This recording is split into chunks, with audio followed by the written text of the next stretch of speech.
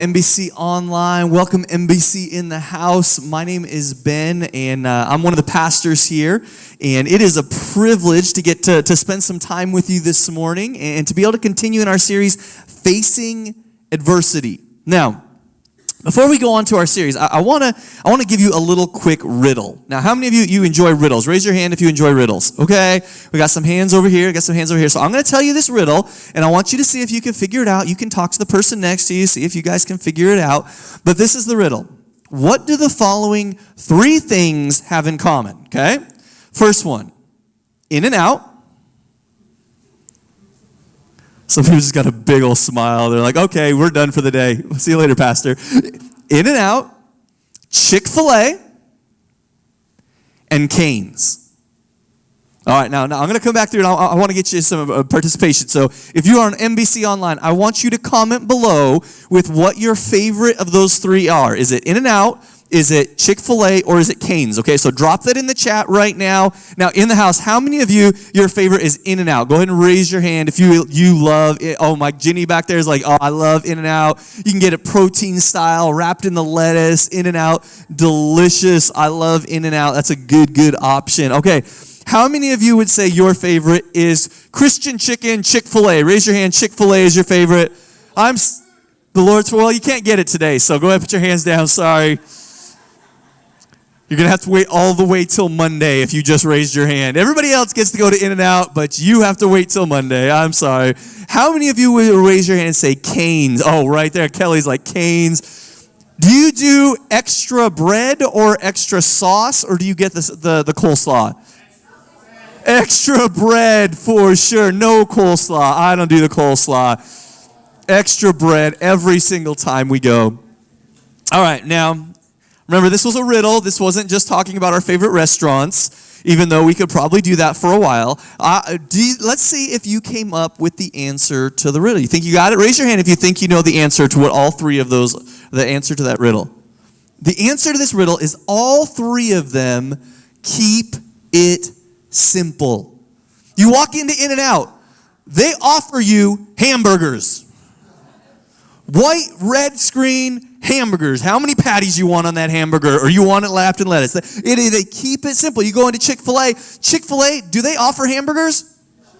No, they have their whole marketing campaign. Eat more chicken. They keep it simple. Now they've gotten a little bit more creative with like these peach shakes and these salads, but they originally start just keeping it very simple, chicken sandwiches. And then when you go to Cane's, what is your option?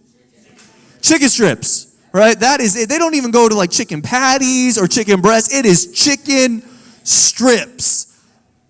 All three of those restaurants, they keep it simple. And sometimes when we're facing adversity, we need to keep it simple.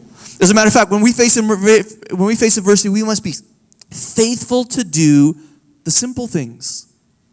So many times when we face adversity, we want to jump right to the complicated, the earth-changing, the long-term goals. And what God is wanting us to do is He's saying, no, keep it simple. It reminds me of this story. There was a pastor once, and this pastor was preaching, and he's delivering his message, and he's about 25, 30 minutes into his message, and he's having a good time, and all of a sudden one of the deacons, because deacons, they always have the pastor's back, this deacon comes up to the very front, and he just kind of very, very nonchalantly, he hands him a little bit note, and this note, he pulls it out, and this pastor looks down at the note, and he immediately recognizes his wife's handwriting. And the note says, K-I-S-S. Woo! Yeah! Oh, she's feeling me. I must look good today. I'm preaching the word. And so he's like, oh man, I'm going to bring it for my baby. And so he starts preaching, and he goes another 30 minutes because he got the note from his wife that said K-I-S-S. He finishes the message. He comes down off the stage. And as he comes down off the stage, he walks over to his wife, ready to this is usually where Tracy would be sitting. And he comes to give her this big kiss. And she's like, what are you doing? He's like, I thought you were enjoying the message. I thought things were going good. She's like, didn't you get my note? Yeah. She's like, keep it simple, stupid. Don't go so far over. I got a pot roast in the crock pot. Sometimes we need to remember to keep it simple. You know, we've been taking a look at the life of David. And as we've taken a look at the life of David in 1 Samuel, in the very first week, we saw how David was anointed by Samuel. David had been anointed to be the future king of the nation of Israel, but Saul was currently the king. So David knew this was to come, but the current reality was Saul, who God's Spirit had departed from. Saul, who was not honoring God as the king, was left as the reigning king of Israel. And then last week, we saw how Goliath is coming forward and he's challenging the people of Israel, and he's kind of making fun of them, and he's saying, you're a slave to Saul. You're going to be a slave to the Philistines. And last week we talked about how there's these things in our life sometimes that when we face adversity, we turn back to these things and we've almost become slaves to them, thinking that this is what's going to help me through adversity, or this is how I respond. Instead, we saw that Jesus has come to give us freedom. That Jesus has come so that we will turn to him and we will be led and follow him. So if either one of those begin to relate to your life, and maybe you missed one of the last 2 weeks, I would encourage you, go on YouTube or go to NBCConnect.org, and you can go and you can listen to those parts of the story of David and how those relate to our lives as followers of Christ. But today we're going to pick up the story in 1 Samuel chapter 17. So go ahead and pull out your Bible, open up your phone to the YouVersion app. We're going to start in verse number 12. In verse number 12 it says this. Now David, this is the person that we're taking a look at the life of. David is the son of Jesse. It says that in just a second. David was the son of a man named Jesse, an Ephrathite from Bethlehem in the land of Judah. So we're picking the story back up in 1 Samuel 17, verse 12, and we're knowing, okay, what's the story about right now? It's about the life of David. And what do we know about David? Well, we know he was anointed to be the future king of the nation of Israel. We know that he was the son of Jesse. But let's learn a little bit more about what's happening right now inside of our story. It says this. Jesse, his dad, was an old man at that time. Now, this is important because this explains why Jesse was at home, why Jesse wasn't on the front lines fighting in the battle. Jesse was an old man at that time, and he had 8 sons. Remember, first week we saw that Jesse had brought 7 of his sons to Samuel, but had left 1 home. And we talked about how sometimes we can feel forgotten or passed over, but that God still knows our story, and God still has a plan and purpose. And so there's 8 sons. David is the youngest of which, and Jesse's 3 oldest sons, Eliab, Abinadab, and Shemaiah, had already joined Saul's army to fight the Philistines. Now you say, well, why those 3? Like, why wasn't it all sons on deck? Why was it just those 3? Well, probably because the expectation was for those who are over the age of 20 to go to battle. So we could probably understand right here, those are the 3 oldest sons, so that was probably the cutoff. So David's probably below the age of 20. David is at home with his dad, who is an older man. That's why he's at home. And there's older 3 brothers are off at battle. Now, as a father, if your older 3 sons were out in the middle of a conflict or over at war, which I know many of us have children who are in the military or grandchildren who are in the military, our thoughts and our mind goes to them constantly, right? We're concerned for their well-being. We want to know, how are things going when our loved ones are fighting? Well, that's exactly what takes place. It says this. David was the youngest son. David's 3 oldest brothers stayed with Saul's army. But David went back and forth so he could help his father with the sheep in Bethlehem. Can you underline that, church, for me? Because we're going to be reminded of this in a little bit. David went back and forth, but what was the reason? So he could help his father, so he could take care of the sheep. This is what David's role. David is the anointed future king of Israel, and what is he doing? Going back and forth and watching the sheep. It continues on. For 40 days, every morning and evening, the Philistine champion strutted in front of the Israelite army. Last week we found out who the Philistine champion was. We found out his name and his stature. That this adversity that they were facing was none other than Goliath himself. And he's coming out and he's declaring, you're going to be our slaves. We're going to conquer you. One day Jesse said to David, take this basket of roasted grain and these 10 loaves of bread to their captain.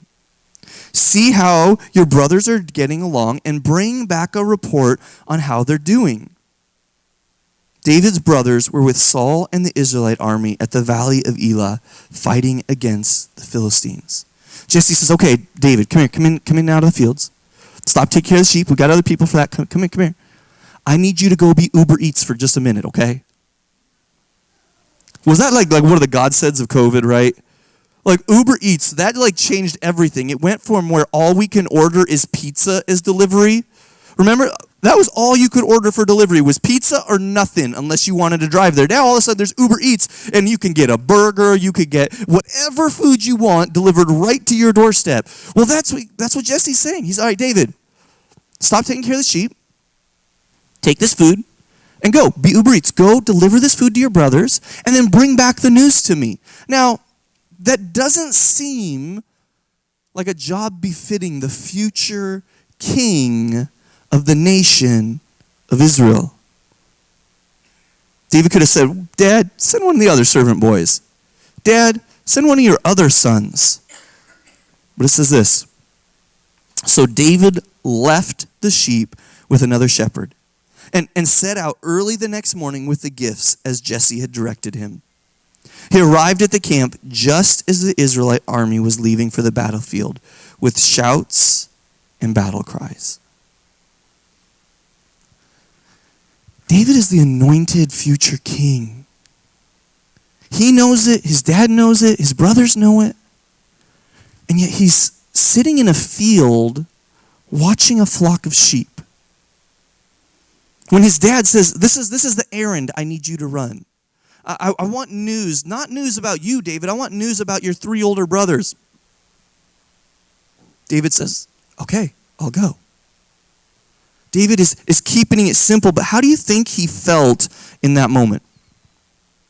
He's like, our nation, we're on the brink of war. Someday I'm supposed to lead this nation. What do you think people are going to think about me when they know we were at war with the Philistines and I was sitting in some field watching sheep? How do you think David felt about God's timing when he's saying, you know what? There might not be a kingdom left to lead if we lose to the Philistines. And yet David is trusting God's plan for Israel. David is trusting God's plan for his life. He's not forcing anything. He's not trying to get ahead of God's plan. He's not trying to say, God, this is below me to be Uber Eats. He's saying, no, this is what my dad has asked. I trust that this is God's plan on my life. And so I am going to be obedient to God's plan. I'm going to honor my dad. I'm going to serve my brothers. I'm going to serve the commander. And I am going to wait and trust God. As David stopped, and as he does those things, as he honors God, as he honors his father, as he honors his brother, he shows us that it's the simple things sometimes that make the most difference, that prepare us for the greater things. So I have a question. What is something that God commands us to do? That when God commands us to do it, it prepares us for, it demonstrates our trust, it allows us to be led through adversity. Sometimes it's the simple things. It's the decisions we make day in, day out, moment in, moment out. And so let's look at this example. What was one of the simple things that David did? It says right here that he went and he served his father, his brother, his nation. So I want to ask you, are we simply serving? Or does that feel like that's something that's below us? We're like, well, that's not my plan or that's not my purpose. When in reality, this is what David's doing. He's the anointed future king, and he is simply serving. He's not fighting. He's not leading. He's being faithful to the simple things. Paul, when he's talking about how we imitate Christ in Philippians 2, 3, and 4, he says this. It says, don't be selfish. Selfishness would say you should serve who? Me. That you should exist for my benefit.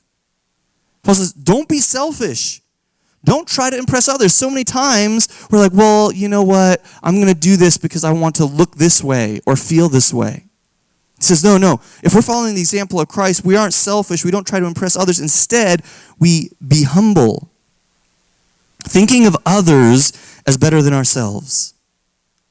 Don't look out only for your own interests, but take an interest in others too. Simply serve. Take it back to the basics of what does it look like to be an imitator of Christ. It looks like serving the people in the world around you. What did Satan fall as a result of? Satan looked at the Most High, and he looked at God, and he said, I want to be like the Most High. He didn't say, I will worship the Most High. I will serve the Most High. He said, no, I want to be like the Most High. I want to be the receiver and the recipient of worship. The simple things, church. The posture of humility, the posture of servanthood is so important when we're facing adversity. As followers of Christ, sometimes we lose our love for the little things. Now, I want to get really, really practical here. Sometimes we lose the love for little things in our marriages. When we're dating, we get all the little things on lockdown because that's how we're going to get their attention, right? We write the notes, we make the social media posts, we drop off the coffee on the doorstep, we tell our friends how beautiful she is. We do all of the little things. And then what happens is we get further along in life and we're like, well, she should know that by now. Right? I mean, how many times a guy got to tell you you look beautiful? You always tell me, oh, no. Stop doing the simple things. How many times have we written a note to our spouse, communicating to them our appreciation for their service, for them choosing to do life with us? We lose the simple things. And then we wonder why we're facing adversity. We've stopped serving our spouse. We've gone from the posture of David to the posture of Saul. We've gone from saying it's in the simple things that I'm honoring God to I should be the recipient of all of those things. For Tracy and I, we are very different people. If you're married in the room, my guess is you probably married someone different from yourself. If not, congratulations, enjoy it. There's this book by Gary Chapman, and this book is called The 5 Love Languages. Anybody in the room ever read the Gary Chapman 5 Love Languages? Okay, so this book will help you understand. If you've never read it before, I would highly recommend it. It helps you understand relationships with a spouse, with a child, with a coworker, with a church family member. It's such a valuable book because it talks about these 5 love languages, how each one of us will receive love in a very simplistic fashion in one of 5 different ways. For some, it's going to be physical touch. That's what's going to allow you to feel loved. For others, it's going to be words of affirmation. My daughter Ivana is words of affirmation. You tell her, oh my goodness, you did so great on that. And like you just see her face just lighten up and she just begins to glow. For others, it's going to be acts of service, like physically, tangibly doing something. For others, it's going to be quality time, just being present with them. And for the last category is my wife's category, gifts. If I will simply, it doesn't need to be extravagant or expensive. If I will simply give her something, she will feel so loved and appreciated. But here's the problem. In our marriages, we become apathetic. We become complacent. We stop doing the simple things. David is modeling for us, and he's saying, I'm still being obedient to doing the simple things. For Tracy and I, one of the challenges is with 5 kids, it is really hard at times to get a date night. Like they're expensive, it's exhausting to plan it. And honestly, there's only so many things to go out there and go do. And so we're at what, year 10 of our marriage. And we've stopped doing the simple thing of getting a date night. We're like, well, we have dinner together every night. We spend life together like 24/7. Every night we're in the same house. Like, do we really at this point still need to have date nights? Well, we got some wise people in the church that are going to preach this message for me, and I love it because you're right. You got to keep it simple. And then COVID happened, and there was no going out to eat. There was no going to a movie theater. There was no going and having these extravagant date nights. And I think God gave us COVID as a blessing in our marriage. Because at that year, we began to have date nights at home. Now, my wife's an introvert, so she loves this. But we started planning a craft, coloring, playing cornhole in the backyard, sitting in the kiddie pool that was 10 inches of water, and having a picnic. And we laugh, but it was these simple dates that reignited chemistry in our marriage. It was these simple dates that opened up communication, so we weren't talking about the same stuff we would talk about when all the kids were in the room. It was these simple dates. And yet, they didn't cost much. They just required that we were intentional. And so, for some of us today, I want to encourage us. In your marriage, keep it simple. Do the things that you need to do to help your spouse feel loved or respected. And if you're not in that space right now, and there's a ton of adversity right now, start the simple things today. Keep it simple. Simply serve. As a grandparent, I think you have been given a gift. Grandparents are a gift to their children, to their grandchildren, to their, where's June and Larry? To their great-grandchildren. Yeah, absolutely. That's why I had to point them, I had to call them out over there. Like, amazing. You have the opportunity to simply serve your children and your grandchildren. And sometimes they are out of state, but what you need to do, simply pick up the phone and give words of encouragement to that mom. You need to send a note to that dad and say, you know what, I'm proud of the father that you're being. And sometimes as grandparents, simply serving your children in these small ways will inspire them, will affirm them, will support them. As a grandparent, you have an incredibly crucial role. And sometimes we don't have this great relationship with our grandchildren or with our children. And maybe we can't reach out to them or have them over to our house, but you know what we can do? Is we can serve them by constantly being in prayer for them, by loving them, supporting them, even when maybe they've made some rough or bad decisions. You see, it comes back to simply serving.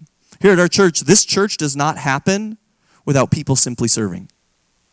It won't happen. Like, if it wasn't for Travis back there, like, running the camera, all of everybody who's online right now, you wouldn't be able to see me right now. Because when I walk like this, you would just see an empty screen. And there would be nothing there, but it's because of volunteers that serve. He just followed me that whole way. That's pretty impressive.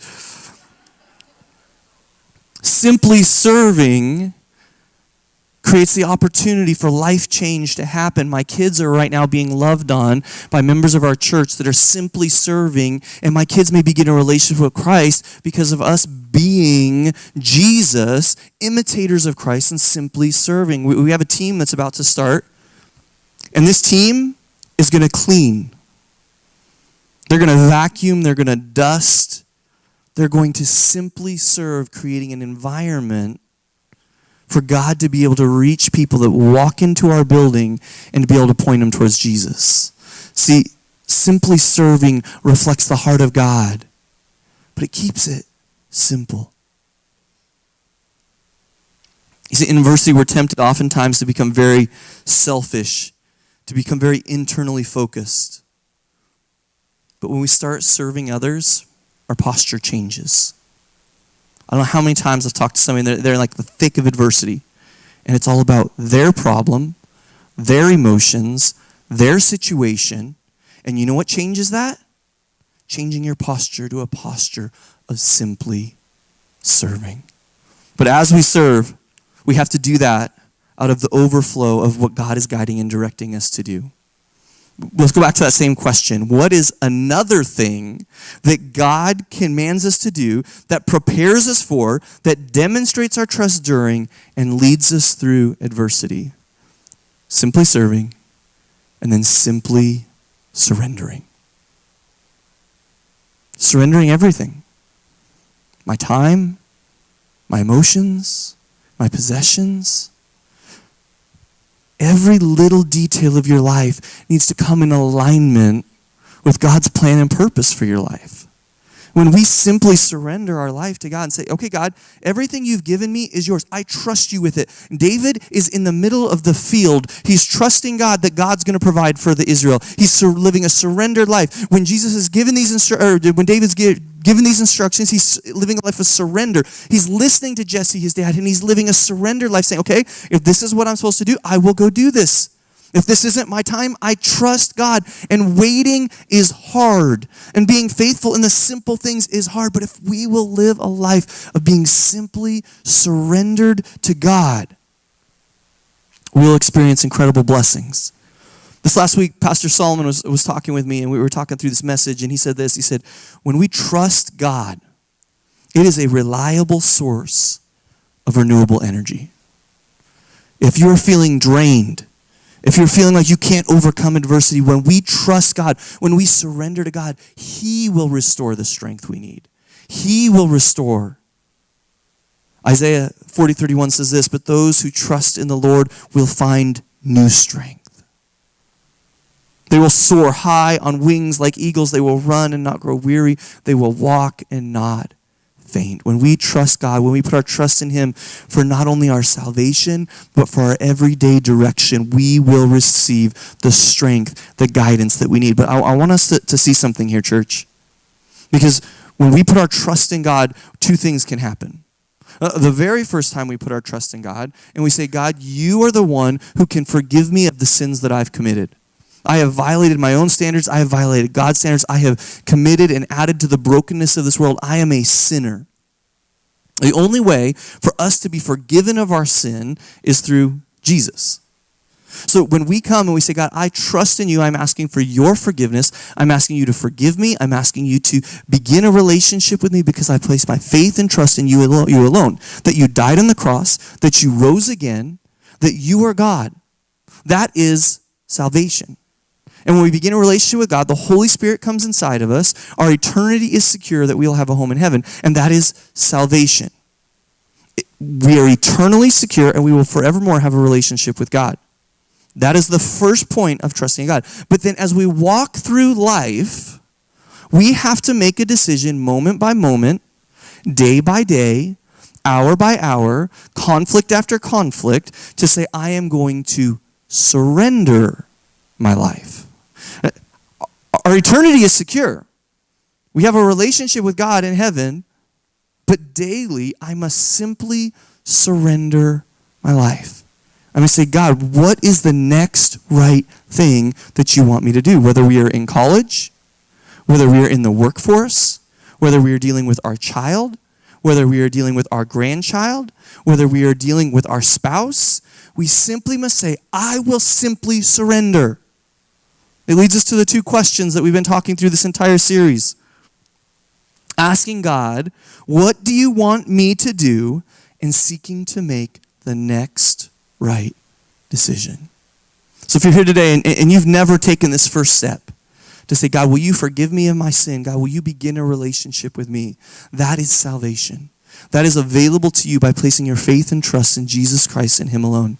If you've never done that, I would love to talk to you. I would love for you right there in your seats, right there in your living room, for you to have a conversation with God and say, God, will you forgive me? I place my faith and trust in you and you alone. And you can begin that relationship today. If you've done that, I want to encourage you, grab the card out of the seat in front of you, mark, I began a relationship with Jesus, put that inside of the box because I would love to celebrate with you. I would love to answer any questions you have. But for everyone else that's here, we have to decide, how do we simply surrender? This last week, the YouVersion verse of the day was Proverbs 22:4, and it says this, true humility and fear of the Lord. When I was talking with my kids, I said, humility says that I don't think of myself the most. I think of others. And fear of the Lord says, who do I think of the most? I think of God's plan.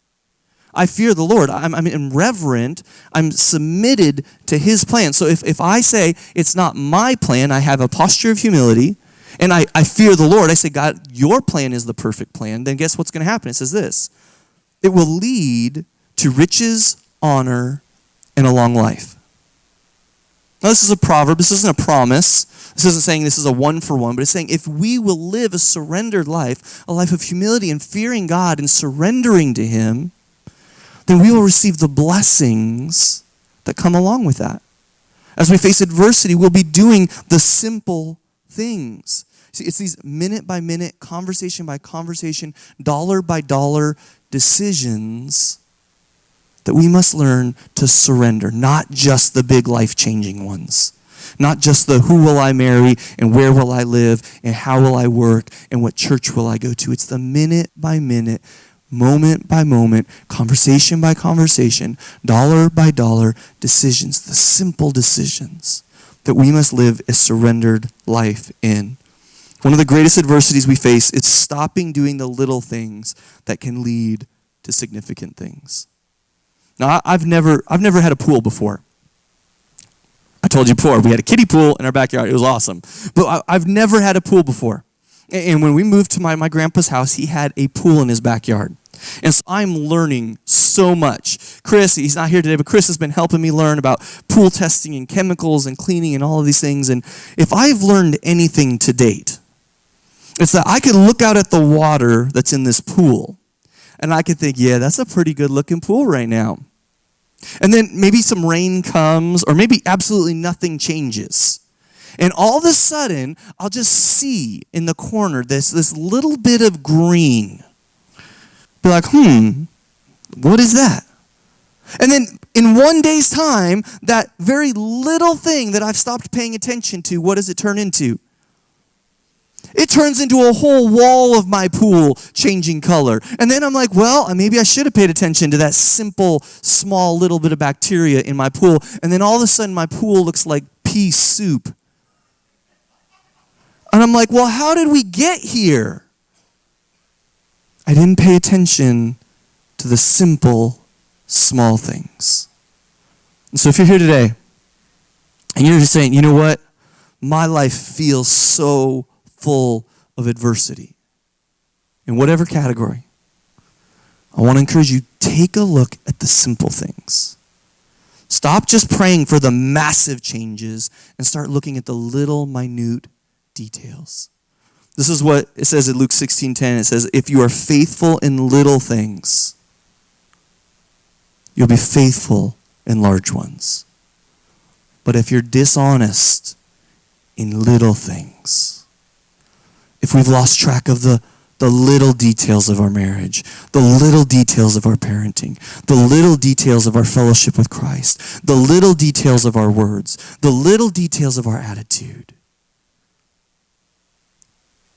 you won't be honest. If you've lost the track of the little details and are dishonest in little things, you won't be honest with greater responsibilities. So church, where is it today that we need to take a look at in our life? Has it been simple things in our finances that got us to where we are today? Viewing it as these are my finances, my resources, spending beyond our means? Has it been the little small decisions financially that led us to where we are today? Maybe it's not finances, maybe it's your time with God. And you've stopped really saying, you know what, I'm just kind of in a constant state of prayer. Like I'm just praying to God all day. But you haven't had focused prayer. You haven't stopped and said, I need to just talk to God one-on-one right now.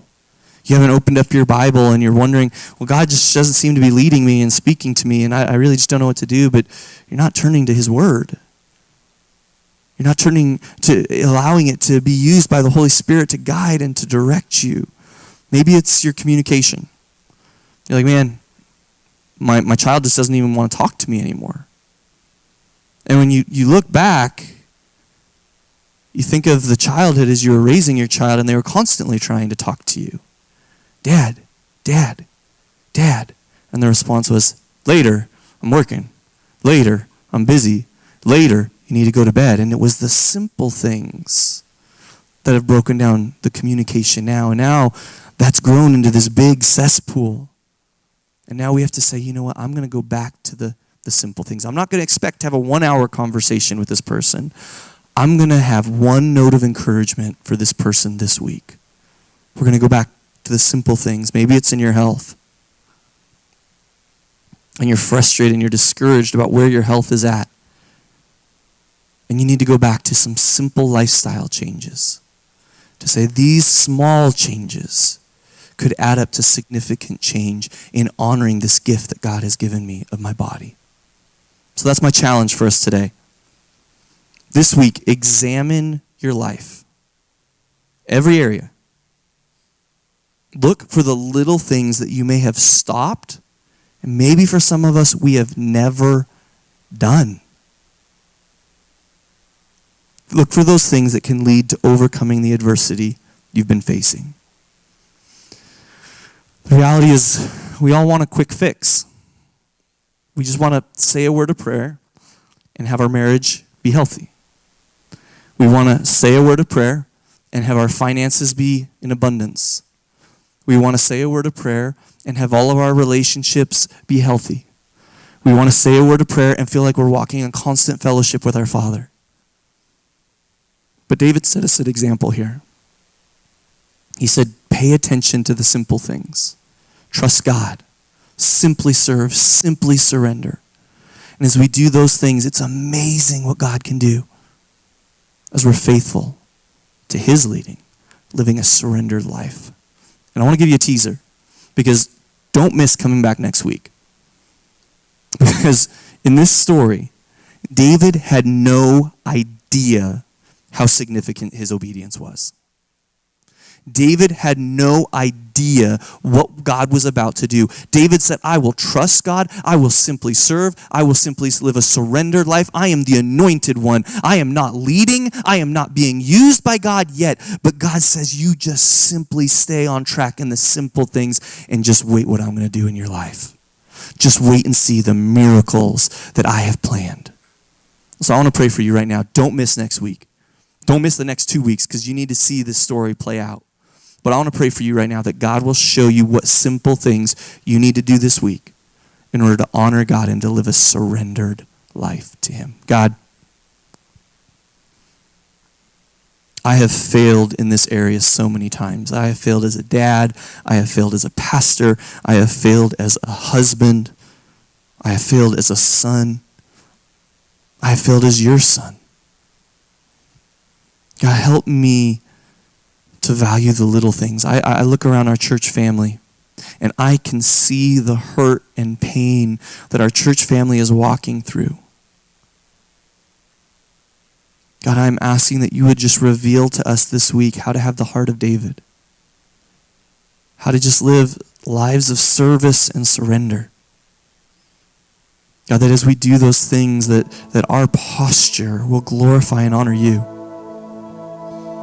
That as we just stand in the season of waiting for this adversity to be overcome, waiting for you to share the perspective to us that we need to have, that God, we would continue to do the simple things that honor you.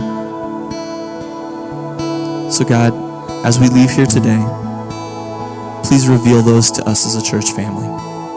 In every marriage, in every grandparent, in every college student, in every employee, in every employer, in every Bible teacher, in every volunteer, every staff member. God, bring us back to those simple things. May we do them for your glory, and may we see the life change that's possible by living a surrendered life to you. It's in your name we pray.